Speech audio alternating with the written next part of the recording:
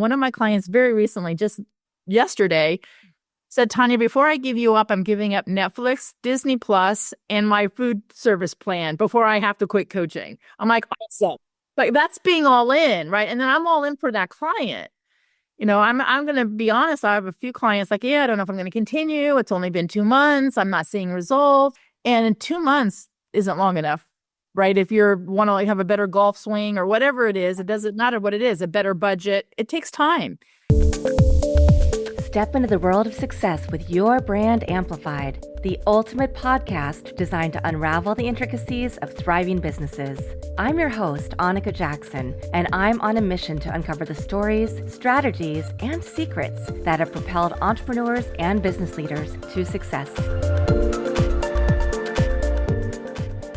This is one of those conversations that we've had to reschedule a few times, but they always happen when they're exactly supposed to happen. So I am really thrilled to have Tanya Bugbee on the show. Tanya, I want you to really tell your story. You have a lot to share.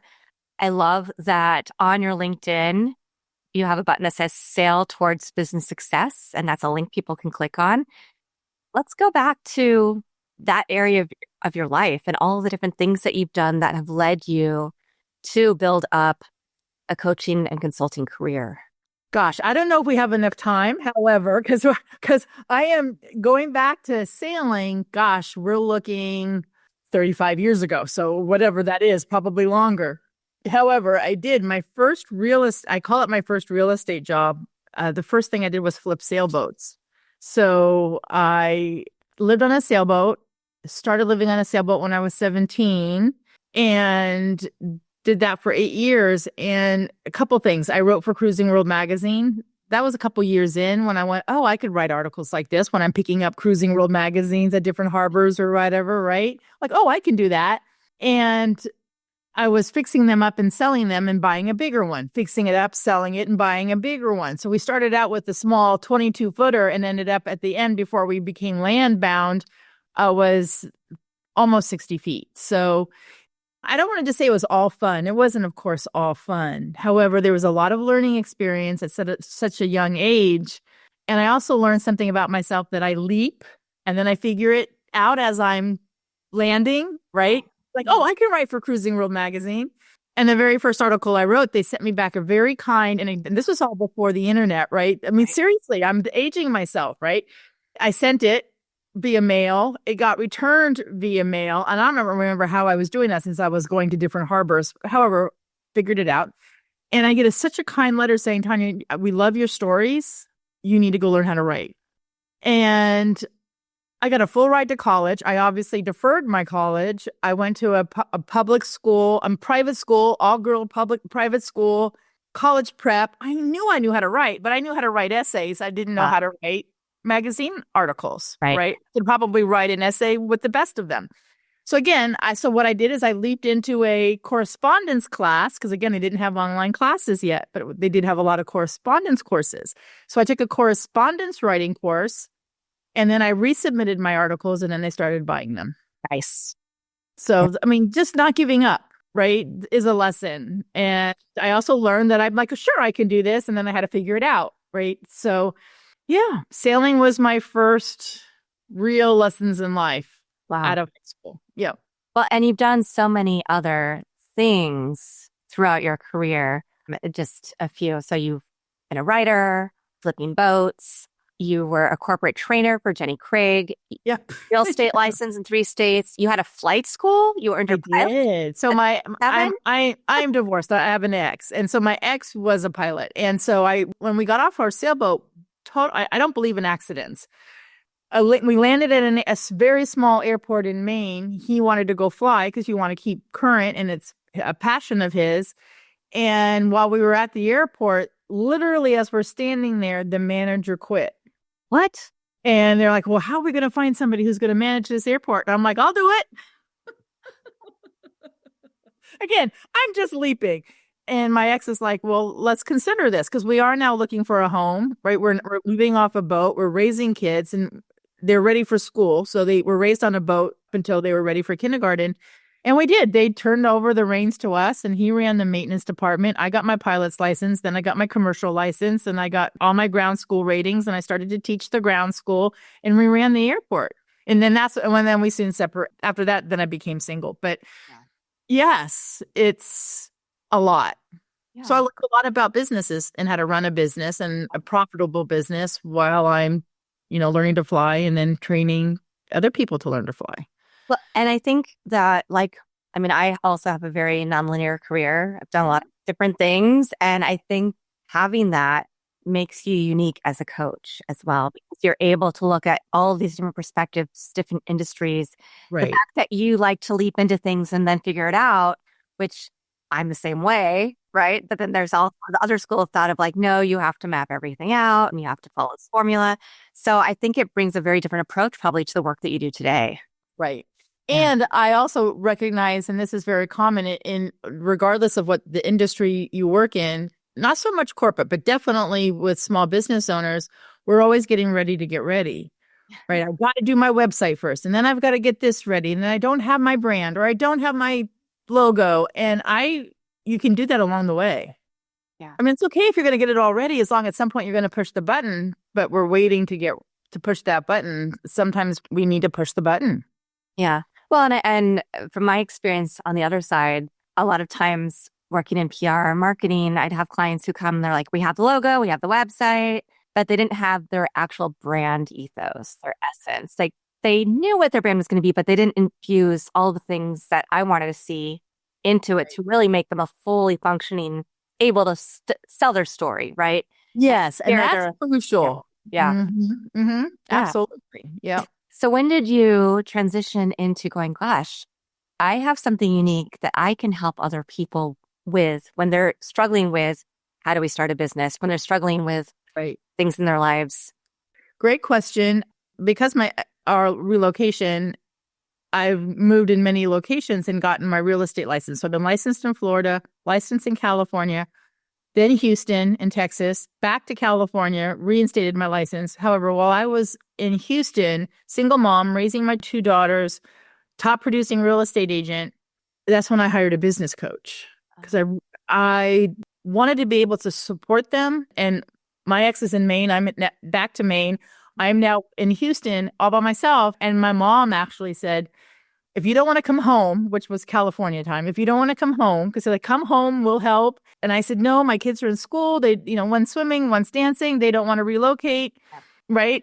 I'm staying. She says, hire a business coach. They will help you get going quicker and more efficiently. And so one of the few times I listened to my mother, I did.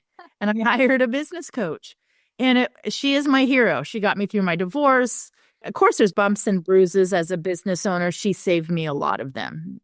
And so my kids and I are going to college in California. One went to in San Diego to college. The other one went to Pepperdine.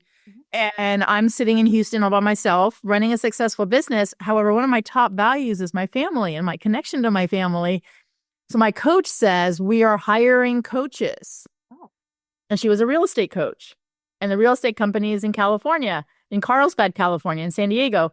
And again, I leapt. I'm like, okay, I'm leaping into this. And it's what also made me such a great coach is I was in real estate for such a long time and owned other businesses. And now I'm giving back as a coach. That's when I found my passion. I mean, I liked real estate and it was like, I was very successful at it. But if someone said, is that your passion? I would never have said yes. And then once I started coaching and helping realtors, cross the finish line again and again, I'm like, this is it. This is what I meant to do. So now I have my own coaching company. Yeah. Fantastic. And you 100% work with real estate?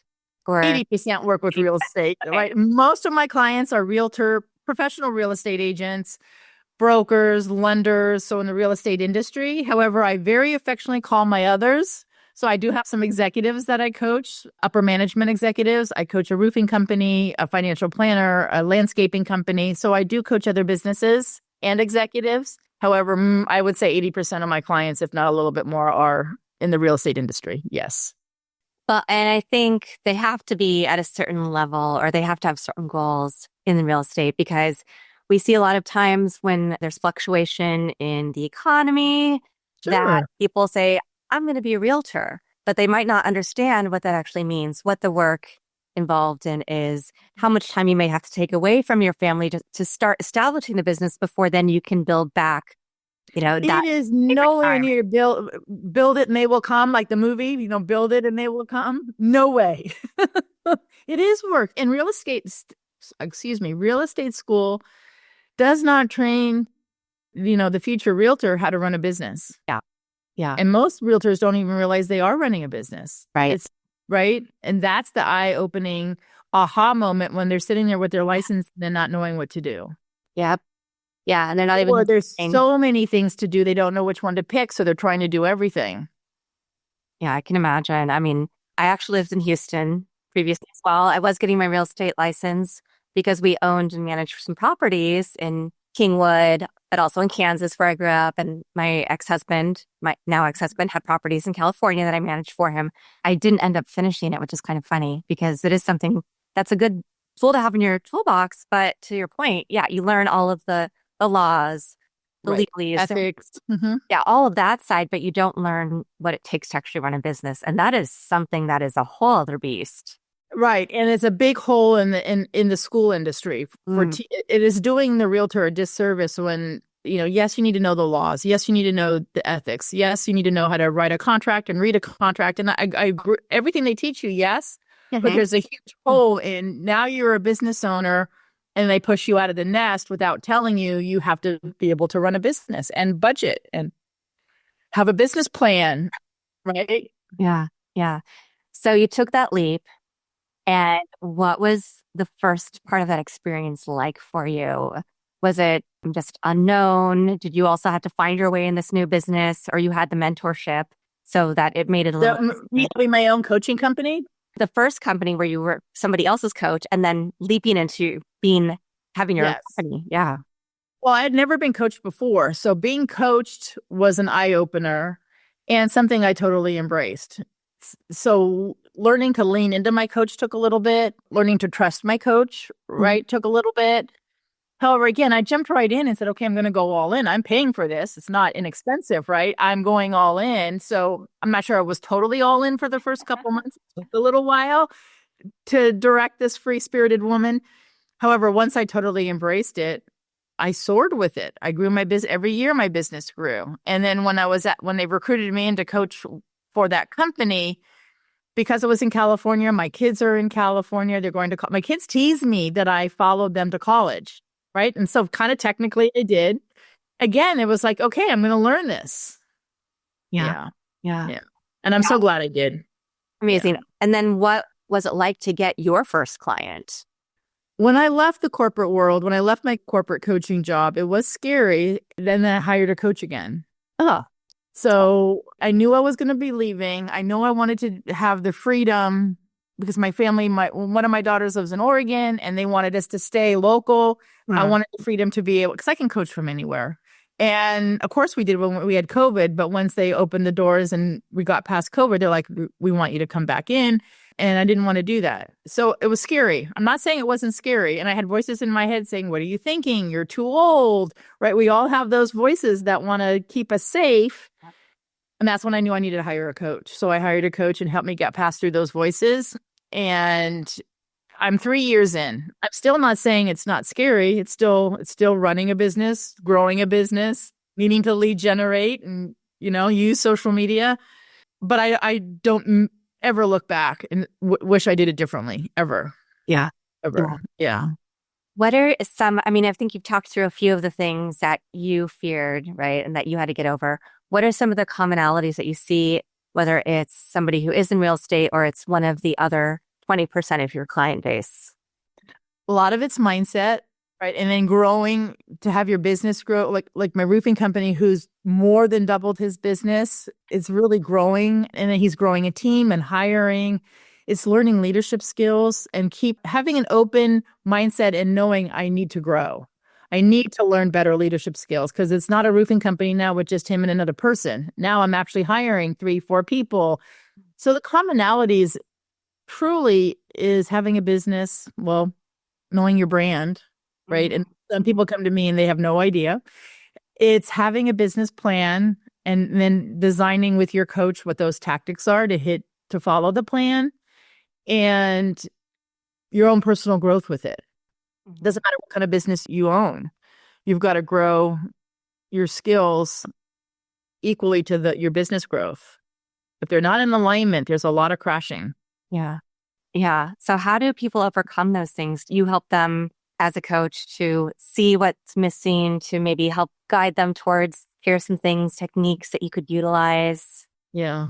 Well, the first is realizing that what some of the voices in your head aren't helping, because some people don't realize it. And then I say 4:00 in the morning, when you're pacing the floor or wide awake in bed, what are you worrying about? What are you saying to yourself? We start with that. Or another one of my favorite questions after a week, or now we're ending the first quarter, and I'll say, if you look back at your first quarter and how you've worked, and it could be your relationship with your health or your relationship, with a family member. If you look back at your last quarter, would you hire yourself or fire yourself? Yeah. And That's then a we go from horrible there. question. Mhm. That's a scary question, because It is. a lot of people go, oh, yeah, I would not hire myself. Or I'll say, do you have to be on a performance improvement plan? It's like, well, I wouldn't hire myself, but I wouldn't fire myself. Okay, so we're going to put you on a PIP. How does that feel? And what are we going to do to get out of it? Right. So it is a lot of putting the mirror in front of my client's face. And sometimes it's a little ouchy. Yeah. Typically, I'll get a text a few hours later saying, thank you for that call. I really needed it. But I could tell it was hard. Yeah. And Yeah. that's one of the things that I think sometimes people delay hiring a coach because they think, oh, it's going to be too much money. Mm-hmm. I don't have time. But the thing is, if you don't invest in yourself, Right. you're not going to give yourself the capacity to have more time or freedom, make more money, because you're not in that space. And it's funny because even when I just have like one conversation with somebody or two conversations where I'm like, oh, you do this. Okay, that's great. I'm already going down this road. I'm already, working on self-development with this person. But then they ask you a question that is something that you maybe thought you'd overcome, a limiting belief. And they do exercises in a different way than these other people that you've worked with, or maybe these, videos you've watched, or whatever the case may be. So I find a lot of value in speaking to people and maybe even having different coaches for different things, right? Having a main person like yourself, but then also, okay, I know I need to work on this thing and this person's really tuned into that, or building that, Absolutely. So I have a business coach, and then my coach wanted me to go live, and I've never been live. And of course it was scary. And again, okay, I'm going to leap. I'm going to do a live. And she also recommended a live stream coach, and he coaches so he has a 6-week program to get you live and all the things you need to learn about intros and outros. I didn't even know those words existed. I didn't know what an intro was or an outro and all those kind of things. So I did. I hired him for the 6 weeks. He went live with me for the first time. I went live on his show for the first time, and then he went live on my show, and then the rest is history. Now I go live all the time. But yes, I hired a live stream coach. Now, could I have done it without him? Sure. Would it have been as easy, or it would have taken me longer to figure out all this stuff, right? Yeah, absolutely. I mean, having a coach for your health, whatever that might be, why not? I'll share a story. I don't want to sound like I'm bragging. One of my clients very recently, just yesterday, said, Tanya, before I give you up, I'm giving up Netflix, Disney Plus, and my food service plan before I have to quit coaching. I'm like, awesome. But that's being all in, right? And then I'm all in for that client. I'm going to be honest. I have a few clients like, yeah, I don't know if I'm going to continue. It's only been 2 months. I'm not seeing results. And 2 months isn't long enough, right? If you want to have a better golf swing or whatever it is, it doesn't matter what it is, a better budget. It takes time. It's not that I'm not all in. Of course I'm all in. Yeah. When I hear a client say, I'll give up literally Netflix, Disney Plus, and my food plan, my food service before I give you up, that's what it's about. That's someone who's going to make it. That's someone who's going to cross the finish line because they're so determined. Yeah. So just like in branding, marketing, PR, people want to see immediate results, right? Exactly. So, but I know that it takes time to build up, first of all, getting somebody comfortable understanding what their brand is, then getting them comfortable sharing their story, right? To the point where then it just is second nature, and they are in that zone and that sweet spot when they're talking to people, whether it's a potential customer, client, or news media. And so it's always interesting when people do say, oh, it's been 2 months. I'm not seeing what I need.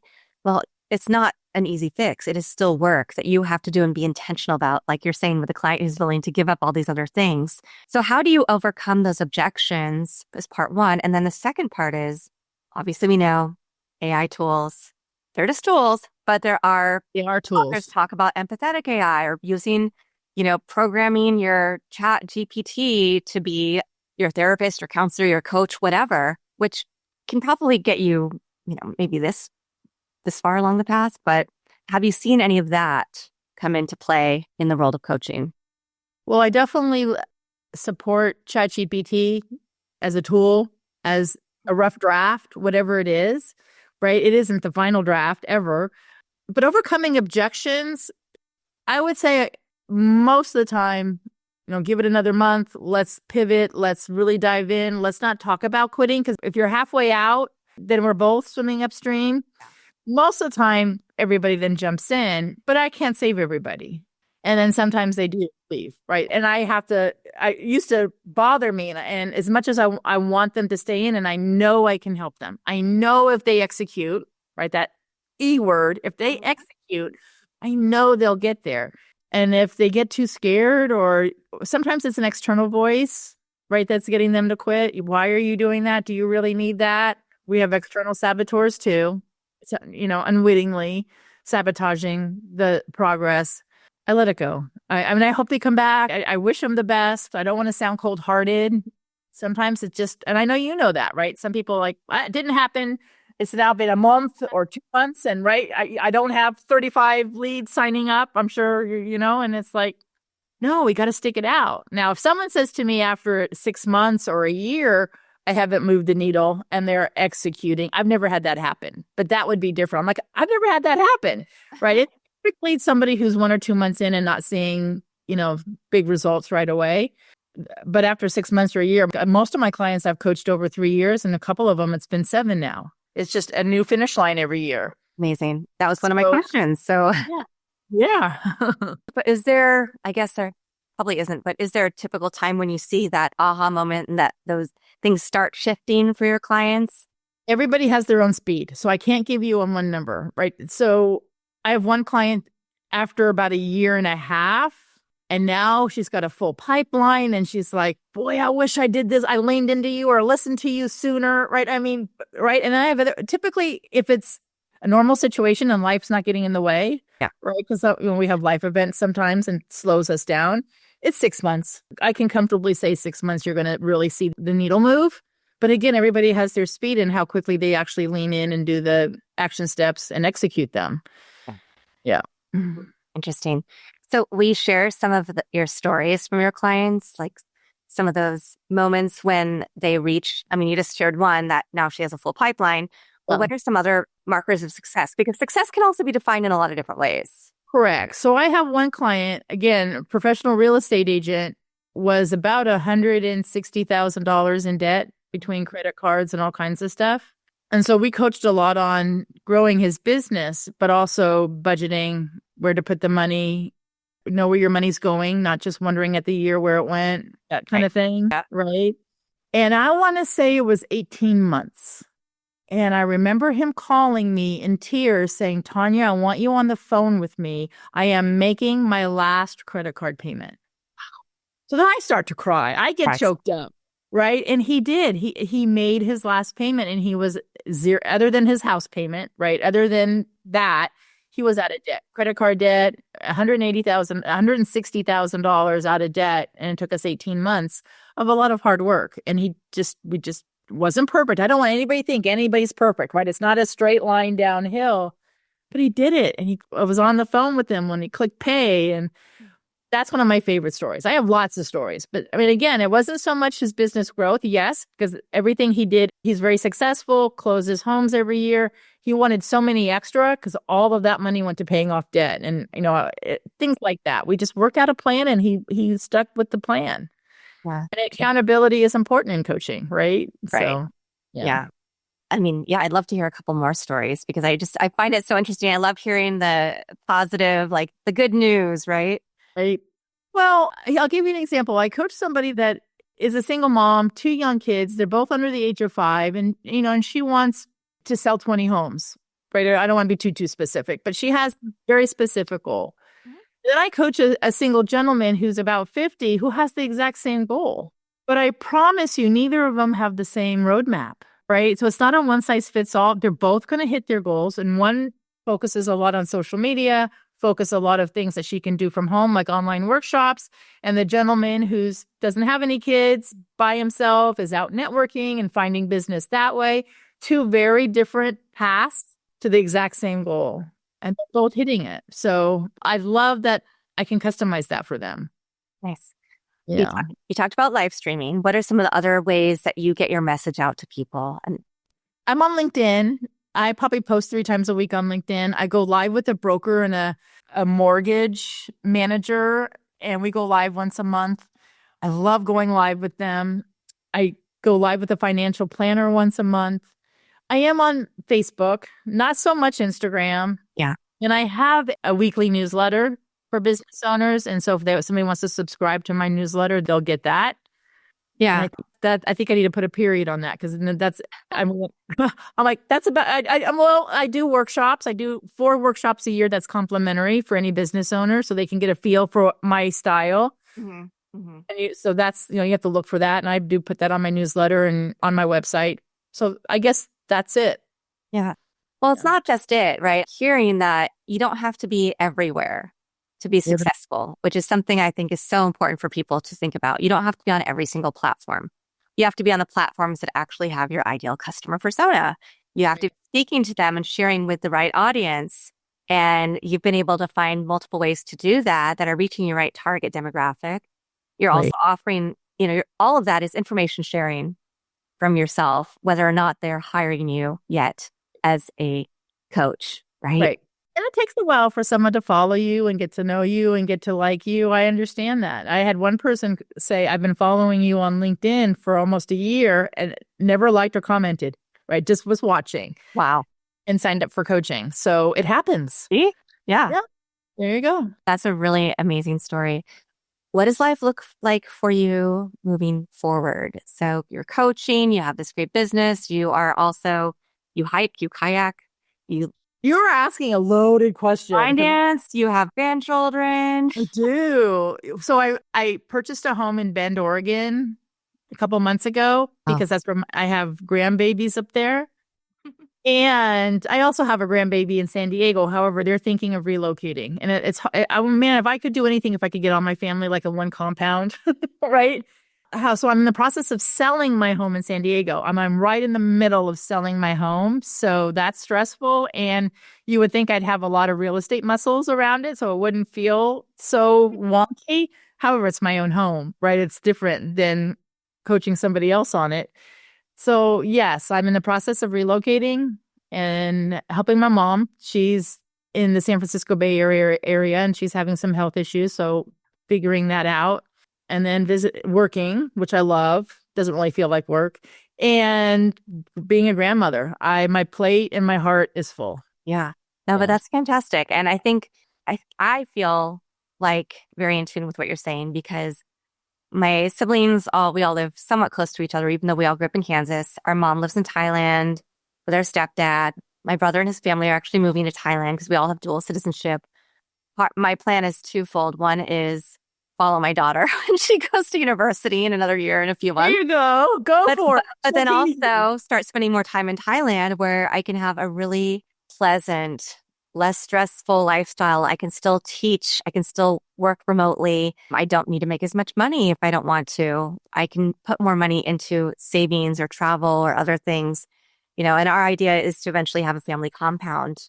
Here you go. In my mom's hometown where she grew up. And I really feel like, after, of course, everybody spread out, moved away from families, I do feel like people are going, gosh, we need more connection in this world.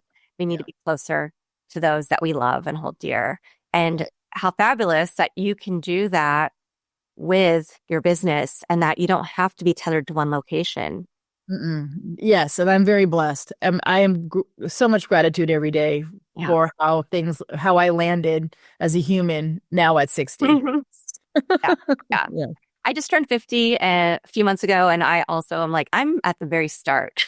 Right. Well, this Exactly. has been, Well, yes, yeah, that's 50 was that for me too. Absolutely. amazing. Yeah. Yeah. Yeah. Yeah. It's a fabulous time to be alive, as we can say. And I love that you've been able to pivot so many times, find success in different areas of your life, and then go, gosh, I am really passionate about helping others Mhm. find their success, get through the hurdles, through the mindset. Where can people find out more about these seminars that you have, that the quarterly seminars that you have for people to kind of try before they buy?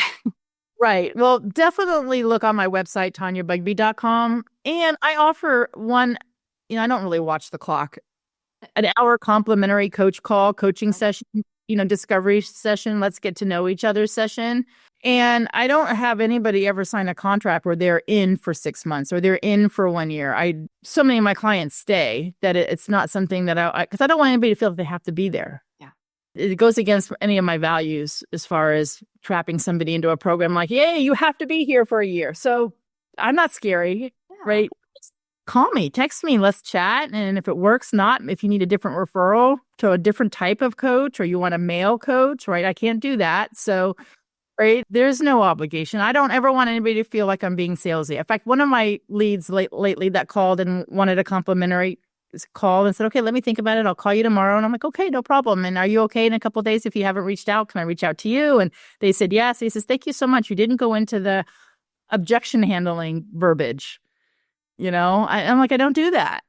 I know how to do it. I've done it for my corporate jobs where you have to handle objections and how do you get them to sign up before they hang up? And I don't, I promise I absolutely will not try to sell you into coaching. You got to want it. Yeah.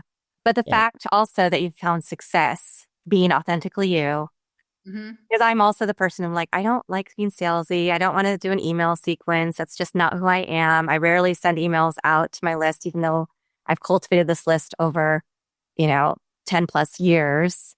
But I just, that works really well for some people, but it just gives me the ick. Yeah. And I'm the same way. Like, I don't want to pressure anyone.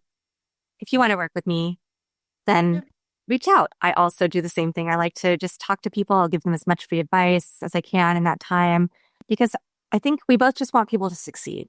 We want people to be happy. Yeah. And same thing with my newsletter.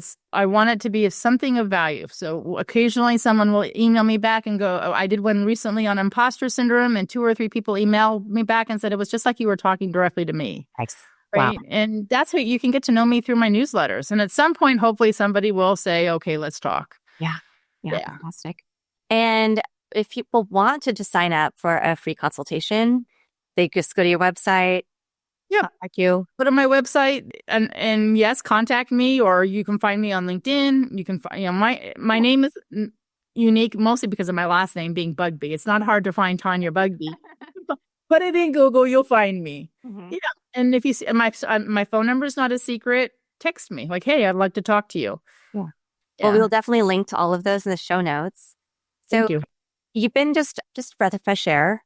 I love your approach to life and how much enthusiasm you brought to every single part of your life and all of your different career paths, and just throwing yourself in and found success and helping other people find whatever success means to them. Yeah. I always ask, do you have a favorite quote, mantra, verse, family motto, just words that keep you keeping on? I do. I can't say the whole thing online, but my personal mantra is, what the F are you waiting for? However, I say it out loud. Yeah. I have a client that sent me a frame for my car for the license plate that says, what the F are you waiting for? It's leap, right? Yeah. Oh, I have so many quotes. In fact, in my newsletter, I always 2 of my favorite quotes, and I switch it every week. I find another quote that I love. Nice. Yes. Yeah. That's it. But what the F are you waiting for? I've had since I was 50. Love it. Love it. Love it. Well, I'm definitely going to sign up for your consultation. Awesome. Thank you. I'm going to do one for you on any topic that you like. Okay. But I just appreciate you giving me your time, that we finally got connected. We finally are here today, exactly when we're supposed to be here, for not just myself, but for everybody who's listening to this episode or watching it. Yeah. I truly believe every episode comes when somebody might not be all 100,000 people who are listening, but it might be 10%, right? Who are hearing the exact message they need right now. So thank you for being here. And thank you. It was a joy. Thank you. Thanks, everybody. I'll be back again with another amazing guest to share their story, their journey, and some actionable items for you to inspire you in your life, your world of work, and to keep on keeping on. Thanks for listening or watching to this episode of Your Brand Amplified. Don't forget to leave us a rating or review on your favorite podcast listening platform. And if you want to learn more, check us out at yourbrandamplified.com.